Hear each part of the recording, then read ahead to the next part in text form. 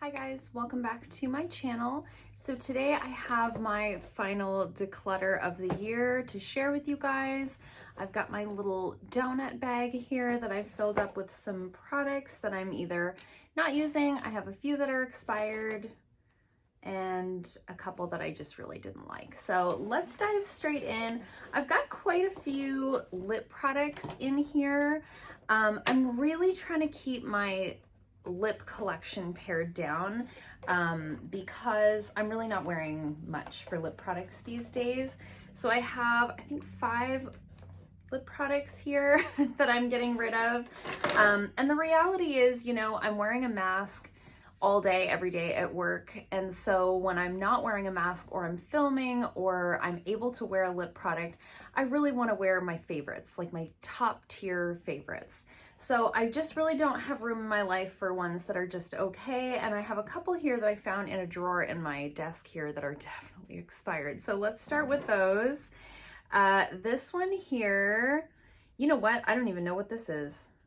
The writing is all worn off. Oh, it's Wet n Wild, Candy Apple. That's all we know. It's an old Wet n Wild lip gloss. I know it's expired because I don't ever remember purchasing this. It smells like nothing. I'm sure it at one time smelled like something. So we're gonna toss that. We're also gonna toss this one. This is, do you guys remember the Victoria's Secret lip glosses? The Beauty Rush lip glosses, do you remember these? These were my jam at one point in time. These and the Lancome Juicy Tubes, just the world's stickiest lip glosses. This one, can you see, it's so separated. I can't remember the last time I used this. I just found it in the back of a drawer here in my desk, as I said, and I've been here for, like, I've had this salon for about 8 years, 9 years, 8 years, doesn't matter, a long time. This is probably at least that old. So we're gonna toss that. This one was given to me by a client. So this is the Too Faced High Shine Sparkling Lip Gloss in the shade Hidden Talents. Now, there's nothing wrong with this one. I don't know that I've even ever used this.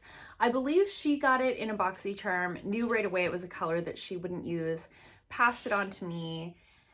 As the makeup hoarder that I am, I took it. I'm never gonna wear this. I don't generally like sparkly lip glosses, and I particularly wouldn't wear one that's quite this dark. So I'll swatch it for you guys. It's really pretty. Like, it's very pretty if you like that sort of thing. I just don't. I know myself. I'm not gonna wear this. It's gonna sit in a drawer and it's gonna go bad like this one, and then I'm gonna throw it away. So I figure, since I've never used it, she never used it, I can still pass this on to someone who may use it. So I will see if I can find somebody in my life that wants that. And lastly, for lip products, I have these 2 glosses from e.l.f. Now, I don't think they make these anymore, but these were their glossy glosses.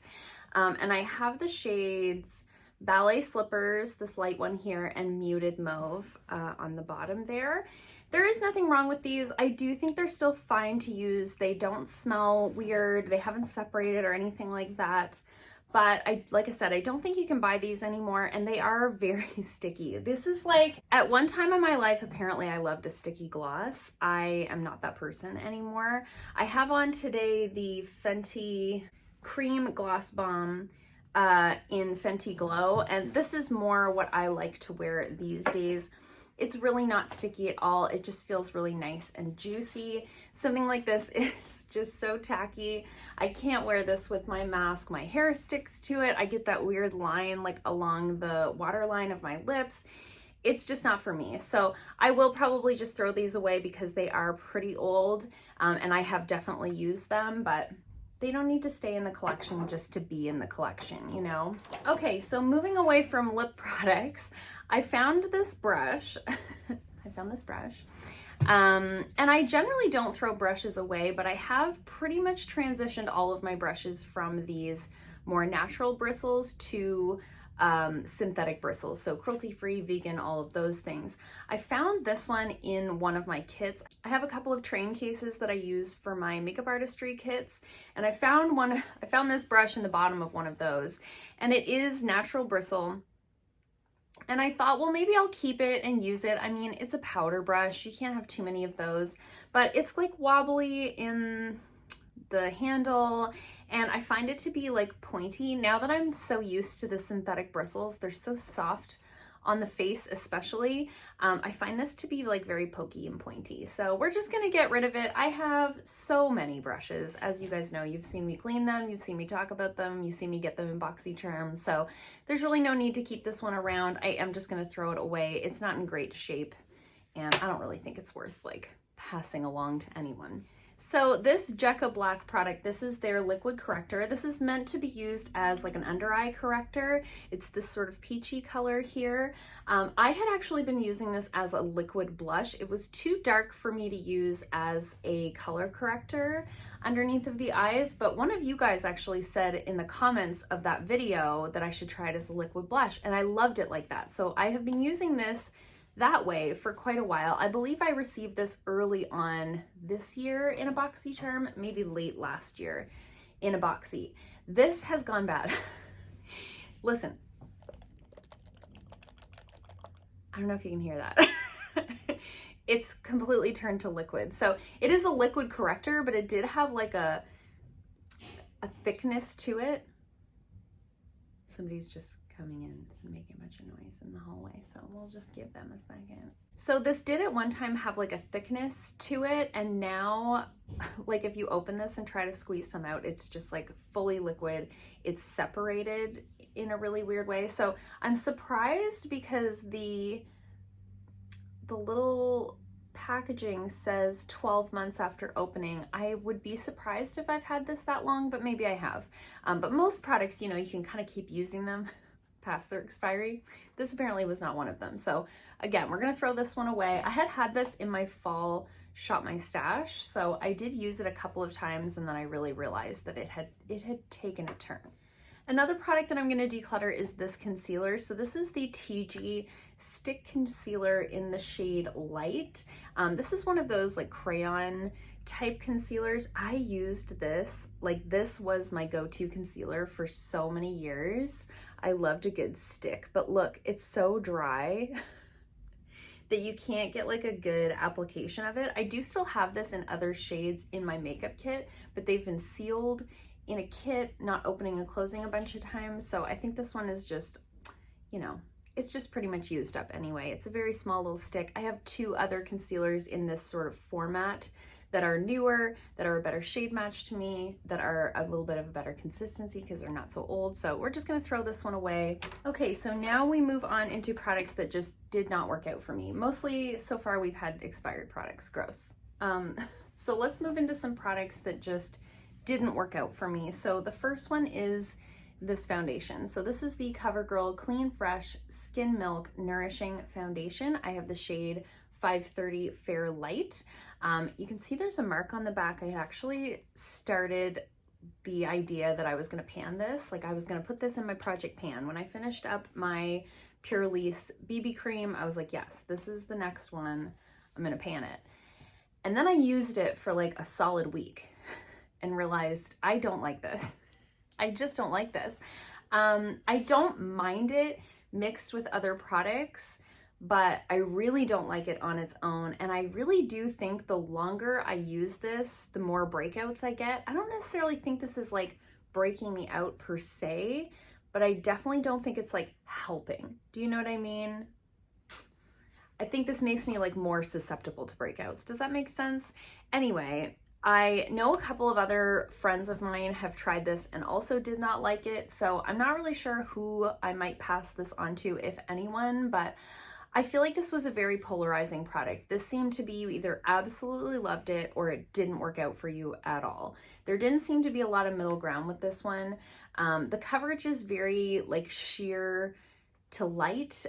It does say dewy finish right on the bottle. I found when I used this, I never looked drier, and I have oily combo skin, so I generally don't have a lot of dryness. I have a little bit of texture here from my mask and some little things like that. It just really enhanced any of those areas on my face where I have a little bit of dryness. So we're gonna get rid of this. It doesn't belong in the collection. It doesn't make my skin look nice. It makes me look older, and we're not here for that. Another product that didn't work out for me was this mascara. So this is the Ilia Fullest Volume Mascara. I got this in that little holiday set that I bought myself for my birthday. I think it was the clean, what was it called? Sparkly Clean holiday set, something like that. Anyways, I got a bunch of great products in that holiday set. This was not one of them. So this was like a deluxe sample size of this mascara. I mentioned in that video, it's got like the hourglass type wand that I do like. And I mentioned in that video that maybe I would take this with me when I go away in February. So I thought I would try it out first because you don't want to take something you've never tried on vacation. I put this on in the morning before leaving my house. And by the time I arrived here at the salon, it takes me about a half an hour to get here. It was all underneath my eyes, like all underneath. And I would touch it up, like I would clean it up, touch it up, put some powder, and then like an hour later, it was all underneath my eyes again. I was like, oh no, no. I had like the worst makeup day that day. So I literally tried this one time and it's a no-go for me. So if you're somebody who experiences that like raccoon eye really easily, I would stay away from this formula. I think the CoverGirl formulas are amazing at drugstore prices, cruelty-free, all the great things. I'm really loving the Iconic London one that I'm using right now. I just don't think this Ilia one is gonna stay put. I know there's a lot of people that like this. I've seen really good reviews on this one, but like I said, if you're like me and you get that transfer thing, stay away, stay far, far away. Okay, and the last product that I have here that didn't work out for me is this Symbiosis London Overnight Rejuvenating Eye Cream. I got this in, what was that called? Babe Box. It was the cruelty-free subscription box, Babe Box. I got 2 of them. Pretty much every product I got in that subscription was like not for me. So this was supposed to be like an AHA type of product for the eye area. So it's supposed to help to like smooth out lines. You could apply it morning and evening. Now, if I applied this every day, even once a day, every day, I would get irritation around my eyes. So I was using this every other day. And even with that, it didn't irritate my eyes. If I used it once a day, every other day, just at nighttime, it was fine. It didn't irritate my eyes, but I also didn't notice any difference. I didn't notice any difference in the lines. I didn't feel like this was doing anything for my skin. What this felt like for me was just like another step in my regimen, because of course you would still have to put an eye cream like over top of this. So then you have to put this on, let it dry, and then put your eye cream on. No, it just wasn't worth it. If it's not going to do anything, I'm not going to take the time. You know what I'm saying? So I do know my friend Cheyenne at Liquid Chrome Nails. If you're not following her, I'll link her channel down below. She had gotten that same Babe Box and she tried this and this irritated her skin as well. So I would say this was a no-go all the way around. I do think it was like a high ticket item as well. So very disappointing.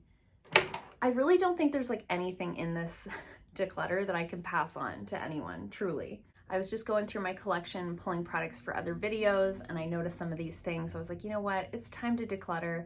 It's the end of the year. Start fresh for 2022. My God. It's got to be a better one, right? Anyways, I hope you guys liked this video. If you did, give it a thumbs up. If you haven't already, please subscribe, and I'll see you guys soon in another video. Bye.